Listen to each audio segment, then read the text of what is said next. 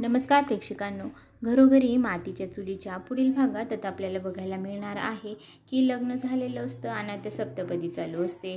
तर गुरुजी बोलतात की नवरी मुलीने सप्तपदीचं पहिलं वचन घ्यायचं आहे. त्यावरती आता ऐश्वर्या सारंगकडे रागानेच बघत असते आणि मग म्हणते की ह्या अशा फॉल्टी पीसबरोबर आता मला अख्खं आयुष्य घालावं लागणार आहे. आणि मग रागातच ती सप्तपदी चालायला लागते.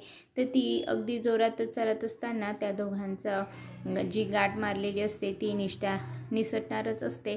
तोच इथे ऋषिकेश आणि जानकी पुढे येता आणि ते दोघंही ती गाठ पकडता आणि मग जानकी ती गाठ व्यवस्थित घट्ट करत असते आणि मनातच विचार करते की आता ही गाठ मी मारली आहे, आता ही गाठ काही कधी केल्या सुटणार नाही.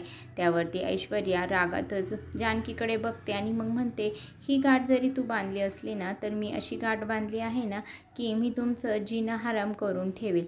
आता ह्या दोघींच्या अशा चढउतारीमध्ये काय होतं हे सगळं बघण्यासाठी माझ्या चॅनलला सबस्क्राईब करा आणि बेल आयकॉन दाबायला अजिबात विसरू नका. धन्यवाद.